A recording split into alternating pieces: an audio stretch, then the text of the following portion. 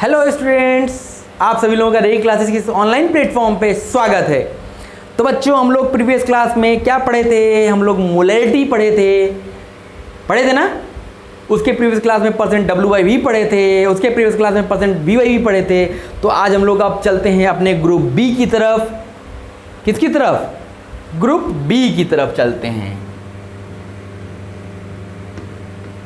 Group B की तरफ चलते हैं, जो कि हमारा क्या है? मास रिलेटेड है।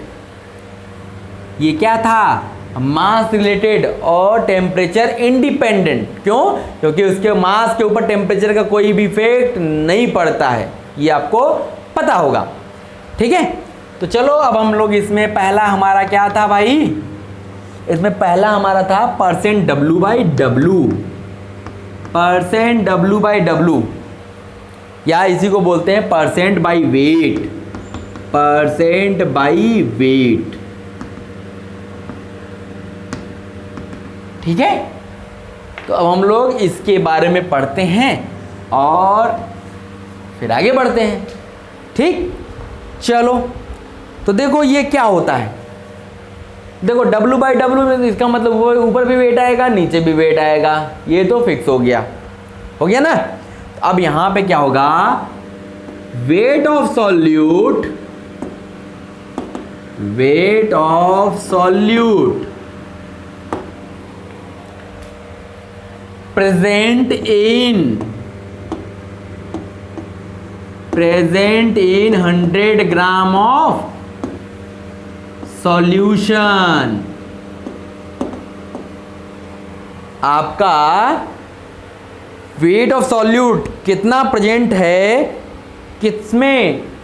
100 ग्राम ऑफ सॉल्यूशन में। उसी को हम लोग क्या बोलते हैं? उसी को हम लोग बोलते हैं परसेंट W/W। क्या बोलते हैं? Percent W/W। तो is known as, is defined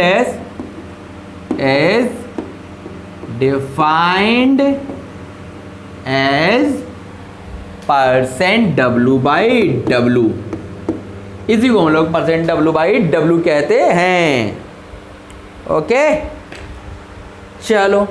तो इसका मतलब है कि percent W/W is equal to, ये क्या होगा भाई?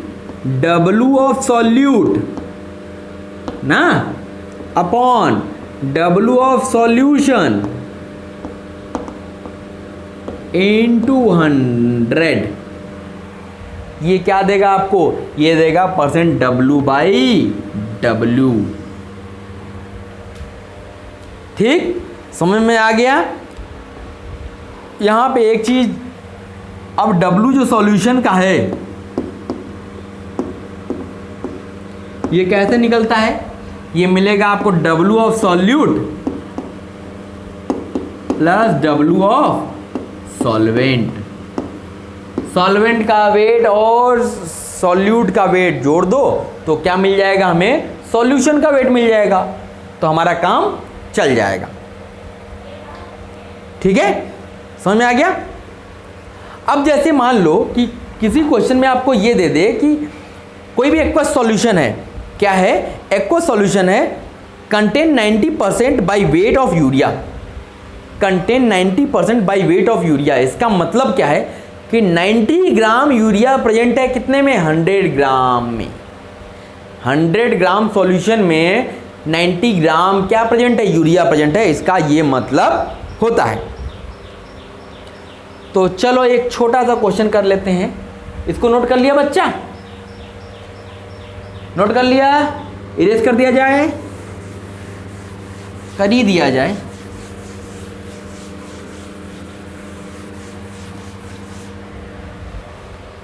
चलो, तो एक छोटा सा क्वेश्चन लिख लो। Calculate weight of solute and solvent, weight of solute and solvent, calculate weight of solute and solvent in 7.5 gram of solution, in 7.5 gram of solution. ये हमसे फाइंड करने के लिए बोला है भाई। और क्वेश्चन ये है, सॉरी मैं एक चीज भूल गया, an aqueous solution contains, an aqueous solution contains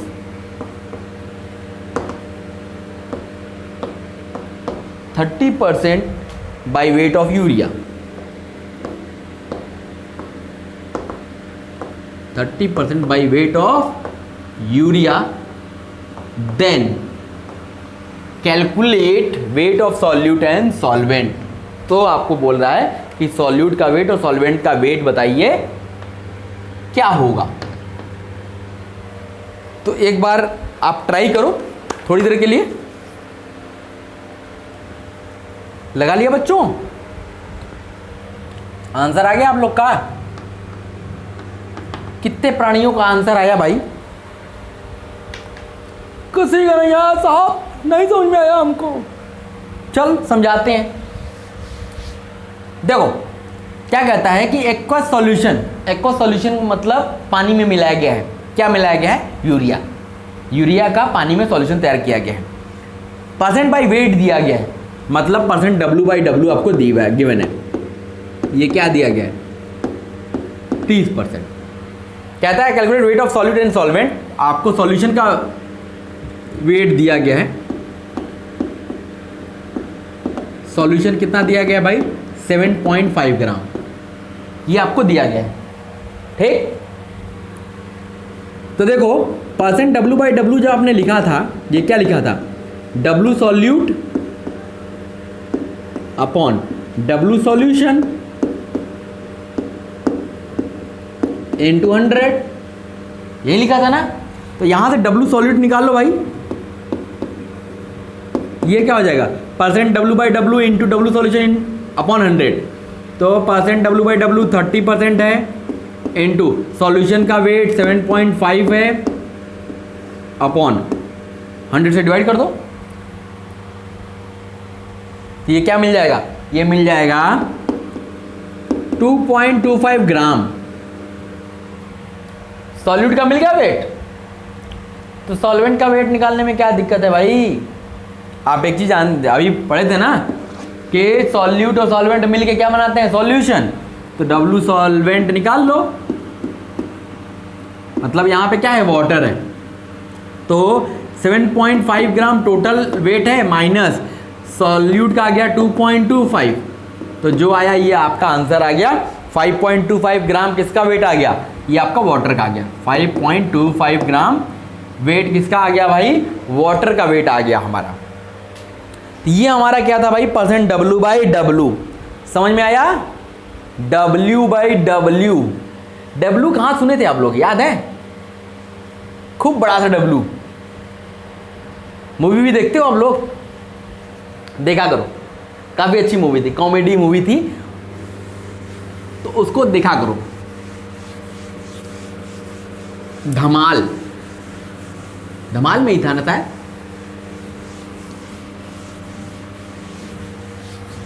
था उसी में बड़ा सा W। चलो हम लोग आगे चलते हैं। अब हम बात करते हैं अपने दूसरे कंसंट्रेशन टर्म्स की, पार्ट बी में। क्या था भाई? Mole fraction. क्या था? Mole fraction.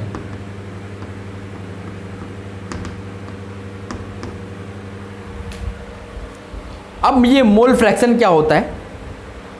कुछ नया टाइप का नाम है। ओके चलो, तो ये मोल फ्रैक्शन क्या होता है? It is defined as the ratio of number of moles of substance to the total number of moles. मतलब ये क्या होता है? रेशियो होता है। बेसिकली ये एक रेशियो होता है। किसका रेशियो होता है? मोल्स ऑफ सब्सटेंस, सब्सटेंस के मोल्स का रेशियो टोटल मोल्स के साथ। उसी को हम लोग बोलते हैं मोल फ्रैक्शन। क्या बोलते हैं? Mole fraction. ठीक, लिख लो। It is defined as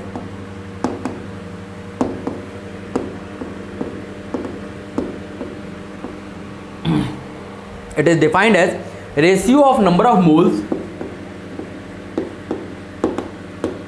ratio of number of moles of substance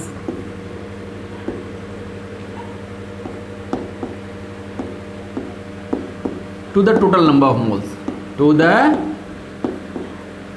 total number of moles.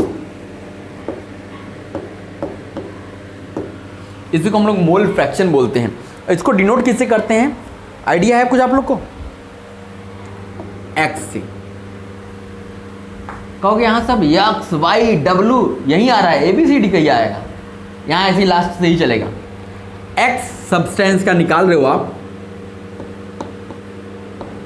किसी भी सब्सटेंस का मोल फ्रैक्शन आप निकाल रहे हो तो क्या करोगे, मोल्स ऑफ सब्सटेंस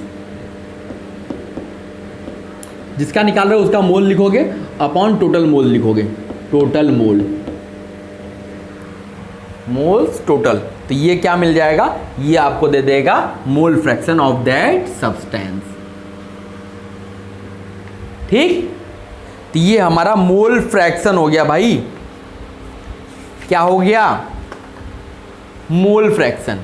तो इसको हम लोग डिनोट किससे करते हैं, एक्स से करते हैं, एक्स। ठीक है, नोट कर लिया, इरेज कर दूं, कर ही देता हूं।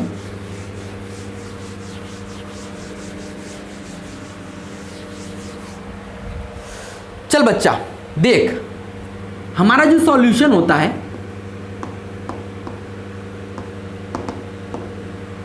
कोई भी सॉल्यूशन होता है, इसमें दो चीजें होती है ना। क्या क्या चीजें होती हैं, एक तो हमारा होता है सॉल्यूट, एक होता है सॉल्वेंट। किसी भी सॉल्यूशन में दो सब्सटेंस होते हैं, एक तो सॉल्यूट होता है, एक सॉल्वेंट होता है। ठीक, इसका मतलब अब हम मोल फ्रैक्शन जो अभी पढ़े तो मोल फ्रैक्शन भी दोनों के लिए अलग अलग आएगा। तो यहां पे अगर हम मोल फ्रैक्शन ऑफ सॉल्यूट का निकाल रहे हैं, मोल फ्रैक्शन किसका, सॉल्यूट का निकाल रहे हैं, तो अगर हमने मान लो सॉल्यूट को B से डिनोट किया और सॉल्वेंट को A से डिनोट किया, ठीक, तब हम इतना बड़ा बड़ा लिखेंगे नहीं ना, XB। मतलब हम मोल फ्रैक्शन ऑफ B का निकाल रहे हैं, सॉल्यूट का निकाल रहे हैं, तो मोल्स भी किसका लेंगे, ऊपर तो सॉल्यूट का लेंगे, नीचे टोटल मोल्स लेंगे, NT का मतलब हो गया ऊपर तो मोल B के आएंगे अपॉन नीचे टोटल मोल आएगा Na प्लस NB। ये क्या आ गया भाई, यही हमारा हो गया मोल फ्रैक्शन ऑफ सॉल्यूट। और अगर यहीं पे हमें मोल फ्रैक्शन ऑफ सॉल्वेंट निकालना हो, मतलब XA निकालना हो, XA निकालना होगा तो ऊपर मोल्स A के आएंगे, नीचे टोटल मोल्स आएंगे Na प्लस NB। ये क्या मिल गया हमको, ये मिल गया हमको, क्या मिल गया, mole fraction of solvent, mole fraction of solvent हमको मिल गया। एक चीज देखो यहां पे, अगर आप XA प्लस XB मतलब मोल फ्रैक्शन ऑफ A और मोल फ्रैक्शन ऑफ B को ऐड करो, तो इधर तो ऐड कर दिया, आप राइट हैंड साइड में भी ऐड कर दो, तो यहां पे है Na upon Na plus NB plus, और यहां है NB upon Na plus NB, यही है ना।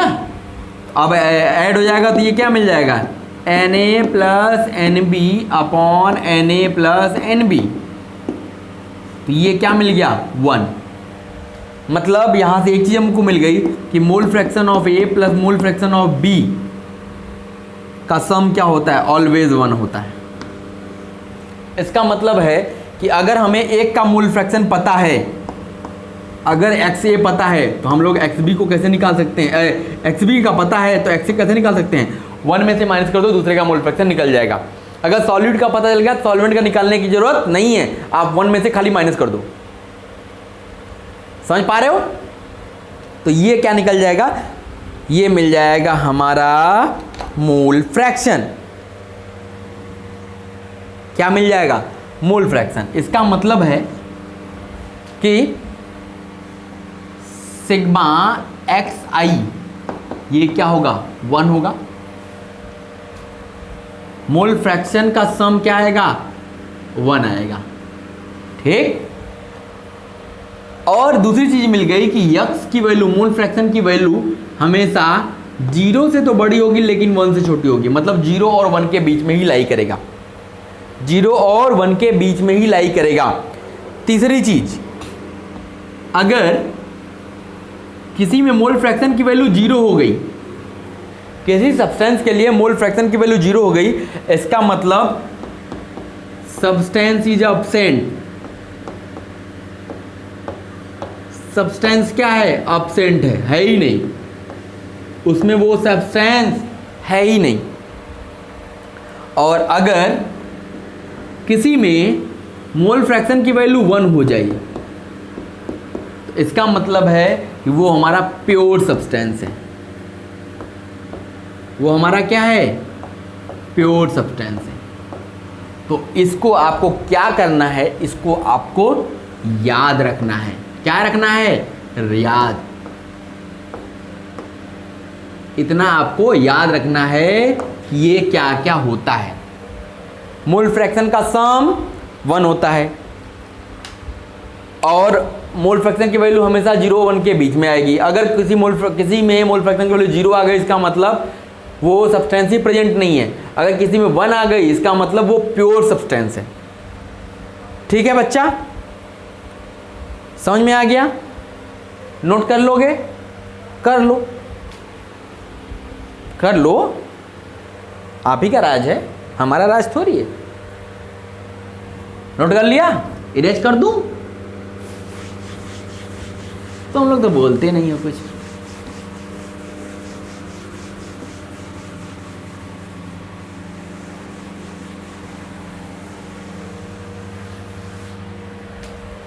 चलो एक छोटा सा क्वेश्चन लिखो जिससे आपको, बहुत छोटा सा क्वेश्चन कराऊंगा। कहता है 30 gram of urea is mixed with 30 gram of urea is mixed with 45 gram of water. 45 gram of water. आपने 30 ग्राम यूरिया को कहाँ मिला दिया, 45 ग्राम पानी में। तो आपसे कह रहा है डिटर्मिन, पता करो भाई, क्या पता करना है। पहला %W/W, परसेंट बाई वेट निकालो। दूसरा क्या निकालने के लिए बोला है, बोल रहा है कि मोल फ्रैक्शन निकालो।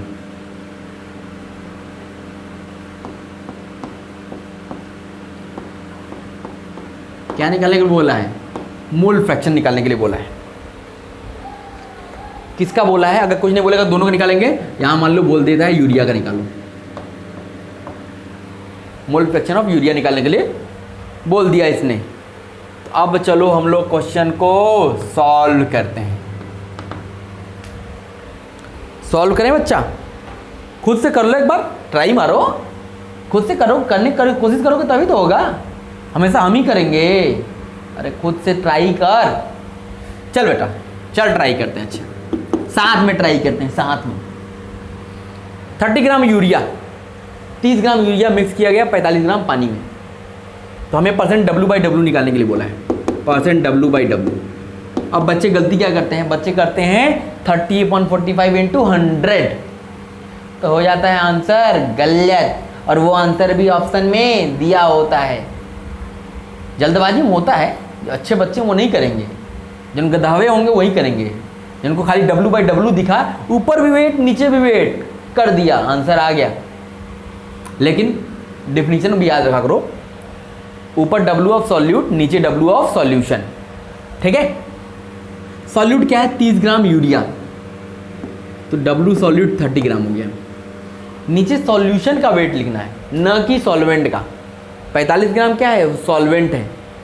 सॉल्यूशन कितना बना, 30 और प्लस 45।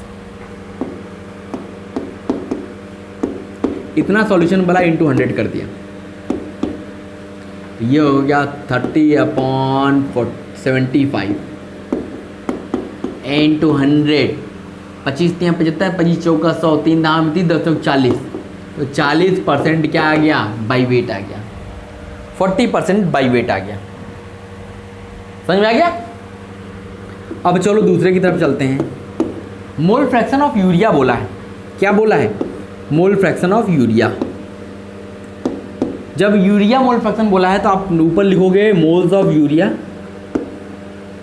अपॉन नीचे urea plus moles of water, नीचे क्या आएगा, टोटल मोल्स आएगा। तो अब देखो ऊपर आपको यूरिया का क्या दिया हुआ है, मास दिया हुआ है, हमें निकालना है मोल्स। अब तो याद होना चाहिए, given mass upon molar mass urea का 60 और यूरिया का मोलर मोल्स कितना निकाला आपने, 30/60 निकाला, यही निकाला जो निकाला, प्लस वाटर का मास कितना दिया होगा, 45 और इसका मोलर मास कितना होता है, वाटर H2O 16 + 2 18। अब इसी को सॉल्व कर लो, जो आएगा वो आपका आंसर आएगा। सॉल्व करोगे तो ये कितनी आ जाएगी, 1 से छोटी आएगी, ये याद रखिएगा, 1 से बड़ी वाली मत लिख लीजिएगा, ये 1/6 आएगा। अगर यहीं पे आपसे पूछ देता कि भैया आप मोल फ्रैक्शन ऑफ वाटर भी बता दो, लगे हाथ इसको भी बता दो, तो अब आप निकालने मत जाना, एक निकाल लिया ना, दूसरे को उनमें से माइनस कर दो। 5/6 मोल फ्रैक्शन किसका आ गया, वाटर का आ गया। ठीक, समझ में आ गया, नोट कर लो फिर।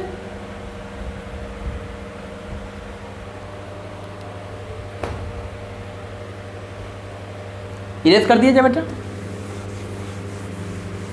कर ही देते हैं।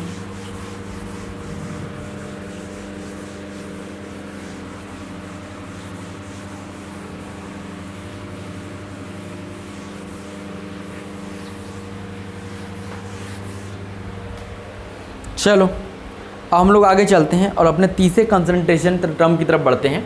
तीसरा कंसंट्रेशन टर्म क्या है हमारा, तीसरा टर्म है मोलैलिटी। क्या है, मोलैलिटी। पीछे जो पढ़े थे वो था मोलैरिटी था, इसको हम लोग किससे डिनोट करते हैं, स्मॉल m से डिनोट करते हैं। बस ये कि यही है जिसमें थोड़ा सा डिफरेंस है, बाकी सब चीज़ें तो एक जैसी थी, ये एकदम अलग है, एकदम अलग क्या, थोड़ा सा ही अलग है। इसमें क्या होता है, ऊपर तो आपका आता है मोल्स ऑफ सॉल्यूट, इसमें भी ऊपर क्या आता है, मोल्स ऑफ सॉल्यूट आता है, लेकिन अभी तक जितने भी कंसंट्रेशन टर्म आपने पढ़े, नीचे हर में क्या आता था, सॉल्यूशन आता था, सॉल्यूशन का वेट आता था या सॉल्यूशन का वॉल्यूम आता था। लेकिन ये पहला है जिसमें नीचे क्या आएगा, वेट ऑफ सॉल्वेंट आएगा, वेट ऑफ सॉल्वेंट, और वो भी केजी में आएगा। ये पहला है जिसमें नीचे सॉल्वेंट आ रहा है, पहला और आखिरी है। ठीक है, तो चलो डिफाइन कर लेते हैं। It is defined as, it is defined as, it is defined as number of moles of solute, number of moles of solute present per kg of solvent, per kg of solvent. अभी तक हर जगह क्या आता था, solution आता था, ये पहला है जिसमें क्या आया है, सॉल्वेंट आया है। ये पहला है जिसके में क्या आया है, नीचे सॉल्वेंट आया है। तो इसको हम लोग क्या लिखेंगे, इसको हम लोग लिख लेते हैं कि molality is equal to, molality is equal to moles of solute, moles of solute upon weight of solvent. Solvent का वेट किस में, केजी में, इन केजी। तो ये हमारा क्या हो गया, यही हमारा है, क्या है, मोलैलिटी। ये क्या है? मोलैलिटी। इसका यूनिट क्या होगा? अगर यूनिट की बात कर लें तो ऊपर तो मोल्स है, नीचे क्या है? वेट है केजी में, तो इसका यूनिट हो गया मोल्स पर केजी। इसी को हम लोग बोलते हैं मोलल। मोलल, मोलल मतलब मोल पर केजी, तो इसको मोलल भी बोलते हैं। और उसको हम लोग क्या लिखते हैं? स्मॉल एम से लिखते हैं। जैसे वहाँ पे कैपिटल एम लिखते थे ना, जो भी मोलैलिटी आती थी उसको कैपिटल एम से डिनोट कर देते थे लास्ट में यूनिट के जगह पे, लेकिन यहाँ पे हम लोग स्मॉल एम लिखेंगे। वो क्या रिप्रेजेंट करेगा? वो रिप्रेजेंट करेगा मोलैलिटी। ओके, चलो तो हम लोग अब क्वेश्चन की तरफ बढ़ा जाए। छोटा सा क्वेश्चन करते हैं ताकि मोलैलिटी का कॉन्सेप्ट आप समझ जाएं। हो गया बच्चों? नोट कर लिया आपने? चलो तो अब हम लोग बात करते हैं कि मोलैलिटी पे एक छोटा सा क्वेश्चन करते हैं ताकि मोलैलिटी का कॉन्सेप्ट आप समझ जाओ एकदम अच्छे से। तो क्वेश्चन लिखिएगा, 360 gram of glucose are added. 360 gram of glucose, 360 gram of glucose are added. 360 gram of glucose are added in sufficient water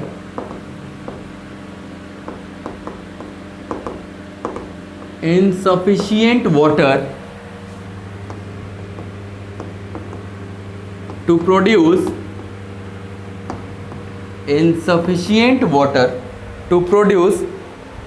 1.36 kg of solution. 1.36 kg of solution. 1.36 kg of solution. Calculate molality of solution. आपसे क्या बोला है? Calculate molality of solution. क्या निकालने को बोल रहा है? Molality of solution. सॉल्यूशन की मोलैलिटी बताओ भाई, सॉल्यूशन की मोलैलिटी बतानी है आपको। देखो 30 ग्राम ग्लूकोज को ऐड किया गया सफिशिएंट वाटर में। 360 ग्राम ग्लूकोज को ऐड किया गया सफिशिएंट वाटर में, मतलब 360 ग्राम क्या हो गया? वो आपका सॉल्यूट का मास हो गया। तो अब हम मोलैलिटी निकालना चाहते हैं तो हम लोग क्या करते हैं कि जब मोलैलिटी निकालना चाहते हैं तो ऊपर क्या आता है? मोल्स ऑफ सॉल्यूट आता है। तो 360 ग्राम अपॉन ग्लूकोज का मोलर मास कितना होता है भाई? 180 ग्राम अपॉन नीचे क्या आता है भाई? नीचे आता है wait of solvent in KG. अब देखो यहाँ पे एक चीज समझो, यहाँ पे एक चीज समझो, ये जो वेट है आप इसको मत रख देना। बच्चे यहीं गलती करते हैं, इसी वेट को उठा के यहाँ रख देंगे। नहीं, ये जो दिया गया है ये आपको सॉल्यूशन का वेट दिया है। ये क्या दिया गया है? 1360 ग्राम, ये सॉल्यूशन का है। तो अब सॉल्वेंट का क्या होगा? सॉल्वेंट का W सॉल्वेंट निकाल लेते हैं। सॉल्यूशन में से सॉल्यूट का माइनस कर दो, तो 1360 में से माइनस कर दो 360, तो ये क्या आ गया भाई? 1000 ग्राम। 1000 ग्राम या इसी को 1 kg लिख लो। तो इसका मतलब W सॉल्वेंट आपको क्या मिल गया? 1 kg मिल गया। तो अब नीचे 1 आ गया, तो 182 या 360, तो इसका मतलब इसकी मोलैलिटी कितनी आ गई? 2 मोलल। इसका आंसर क्या हो गया? 2 मोलल। बस ये आपको ध्यान रखना है कि आपको नीचे सॉल्वेंट का वेट रखना है, वो भी केजी में। जब इतना आप समझ जाओगे तो गलती आपसे नहीं होगी। अगर ये नहीं समझोगे तो गलतियां आप करते रहोगे और आंसर वो आपको जो गलती करके आंसर निकालोगे वो भी आंसर आपको क्वेश्चन में दिया रहता है और आप एकदम सीना तान के करके आते हो। हमने तो क्वेश्चन सही किया, मेरा आंसर भी मिल गया। लेकिन आंसर मिलना ये नहीं कहता कि आपका क्वेश्चन सही था। गलत तरीके से भी आंसर लाया जा सकता है। और जो अच्छे क्वेश्चन सेटर्स होते हैं वो ऐसा क्वेश्चन सेट करते हैं कि वो गलत वाला आंसर भी आपको दिया रहता है। ठीक है, ओके। चलें आगे चलें और क्वेश्चन कर लेते हैं, क्वेश्चन और कर लेते हैं, अच्छे अच्छे क्वेश्चन, मजेदार टाइप के।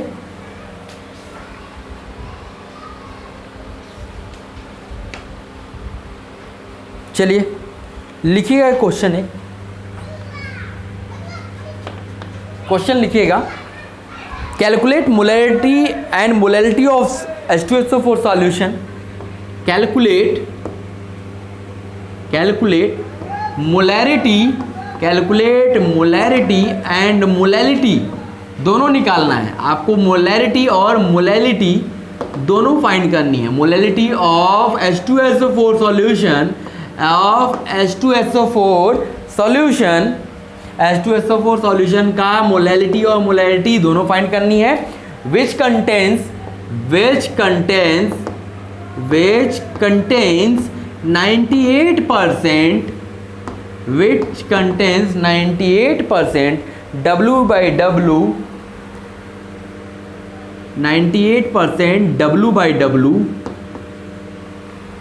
of H2SO4 having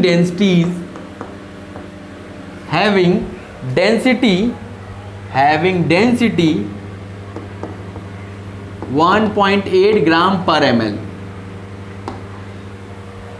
अब ये कहता है भैया आप यहाँ पे मोलैरिटी दोनों फाइंड करके बताओ। मोलैरिटी और मोलैलिटी दोनों फाइंड करके आपको बताने हैं, ठीक है। तो चलो हम लोग आगे बढ़ते हैं और मोलैरिटी की तरफ चलते हैं। किसकी तरफ चलते हैं? मोलैरिटी की तरफ चलते हैं।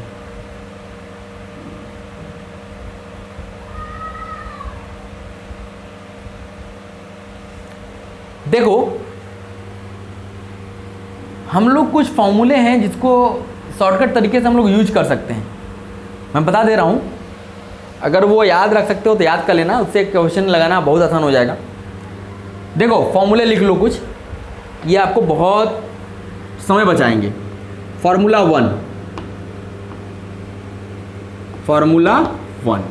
पहला फॉर्मूला क्या कहता है? कहता है %W/V अगर आपको निकालना हो और आपको %W/W पता हो तो %W/W में आप डेंसिटी से मल्टीप्लाई कर दो, आपको %W/V मिल जाएगा। ये हमारा पहला फॉर्मूला है, ये हमारा पहला फॉर्मूला है, ठीक। चलो आ जाओ दूसरे फॉर्मूले की तरफ। फॉर्मूला नंबर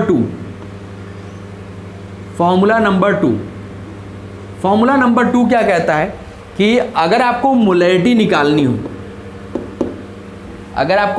निकालनी हो और डायरेक्ट हम लोग निकालना चाहते हैं %W/V रख करके, तो क्या करो कि 10 into %W/V upon moles of solute, अरे मोल नहीं, मोलर मास ऑफ सॉल्यूट। इससे करोगे तो आपको क्या मिल जाएगा? डायरेक्ट अगर %W/V पता हो आपको तो आप डायरेक्ट, और मोलर मास सॉल्यूट पता हो तो आप डायरेक्ट मोलैरिटी निकाल सकते हो, ठीक है। ये सब आप फॉर्मूले ड्राइव कर सकते हो आसानी से। तो हम लोग अब यहाँ पे डेरिवेशन करने नहीं जा रहे हैं, बस याद रखना है आपको। Formula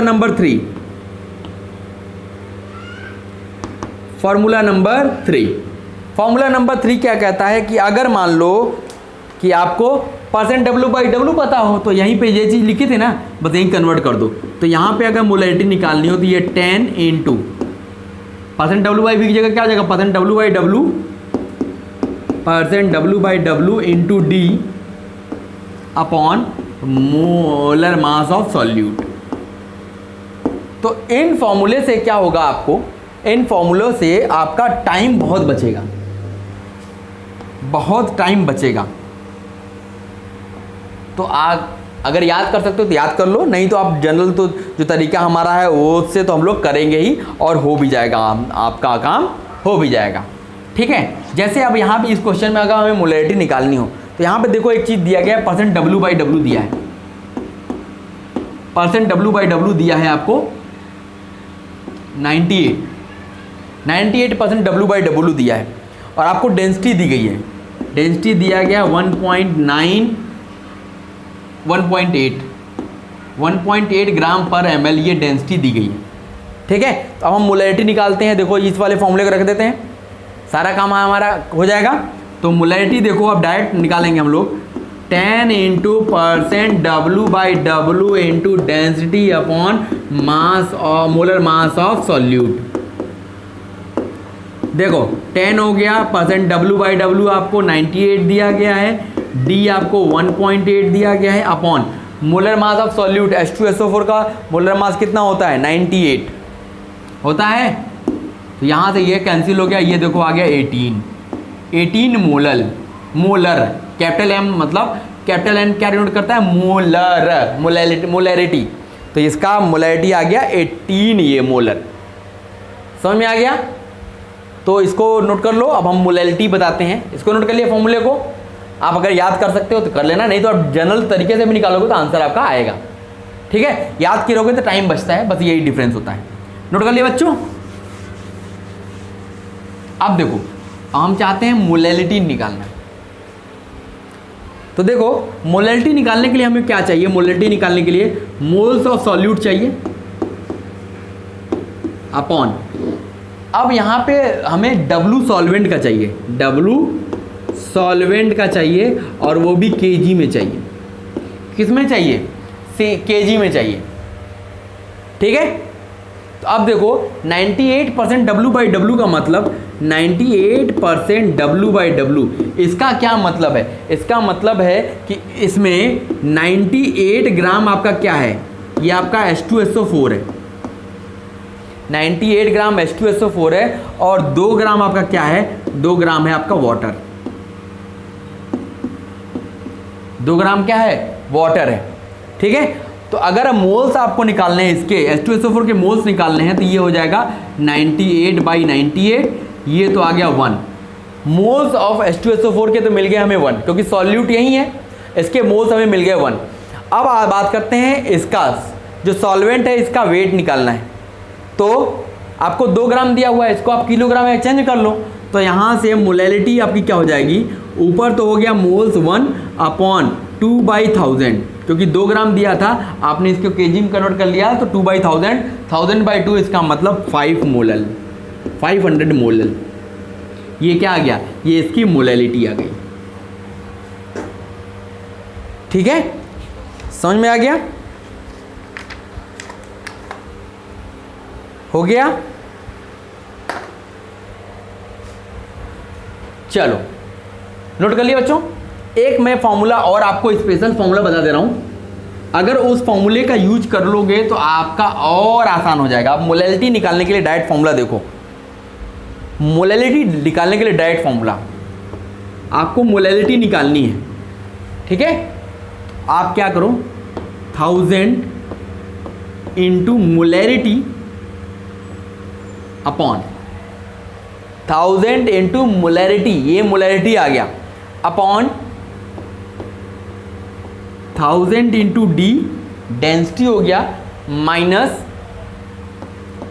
molarity into molar mass of solute. अगर आप ये याद रख सकते हो तो इससे आप बहुत टाइम बचा सकते हो, बहुत ज़्यादा टाइम बचा सकते हो।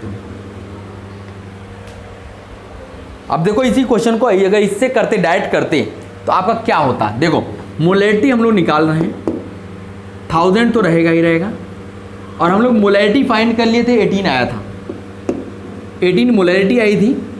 अब 1000 इंटू इसकी डेंसिटी दी गई है 1.8, माइनस मोलैरिटी आपने 18 निकाली, और मोलर मास आपने सॉल्यूट का निकाला, क्या था, 98 था, 98 था। अब आपने इसको सॉल्व किया, तो आपको क्या मिल जाएगा, 500। तो अगर आप ये डायरेक्ट याद रख सकते हो तो इसको आप याद कर लो, इम्पॉर्टेंट फॉर्मूला है। अगर आप याद कर सकते हो तो याद कर लो, इससे आपका ही भला होगा। ठीक है, चलो एक क्वेश्चन मैं आपको दे दे रहा हूँ होमवर्क के लिए, आप ट्राई करना, अगर हो गया तो ठीक, नहीं हुआ तो फिर अगले टर्न पे मैं आपको बताऊंगा।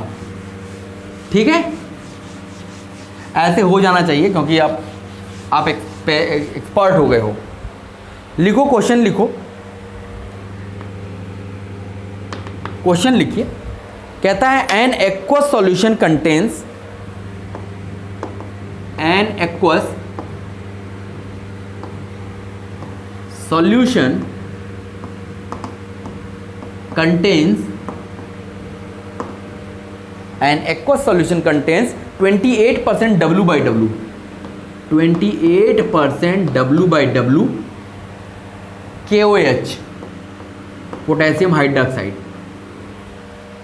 If density of solution is, if density of solution is 1.2 gram per ml, then calculate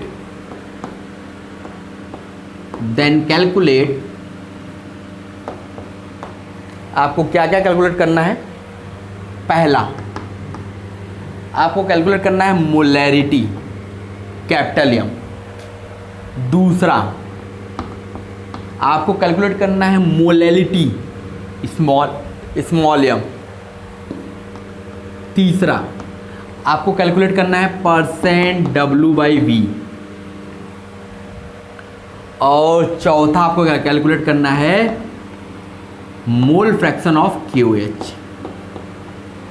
ये चार चीज़ आपको कैलकुलेट करनी है। आप खुद से ट्राई कीजिएगा, अगर हो जाता है तो ठीक, नहीं होता है तो मैं आपको अगली क्लास में इसको एक्सप्लेन करूंगा। ऐसे आप जो मैंने आपको शॉर्टकट तरीका बताया है, फॉर्मूला बताया है, उस फॉर्मूले से करोगे तो आपको बहुत कम टाइम में आपका आंसर आ जाएगा। एक बार आप उस फॉर्मूले पे ट्राई करना, नहीं होगा तो हम तो है ही हैं, जिंदाबाद जिंदाबाद का नारा लगाना, हम बताएंगे।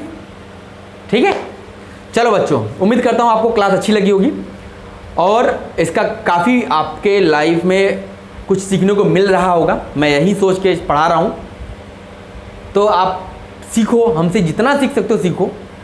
और हमारा मोबाइल एप्लीकेशन बच्चों ज़रूर इंस्टॉल कर लो और बैच ज्वाइन कर लो। बैच ज्वाइन कर लोगे तो आप study materials, DPPs, assignments, online test, ये सब भी आप यूज़ कर पाओगे। इन सब फैसिलिटीज़ को भी आप यूज कर पाओगे। चलो ठीक है, फिर अगली क्लास में हम लोग मिलते हैं। Okay, thank you.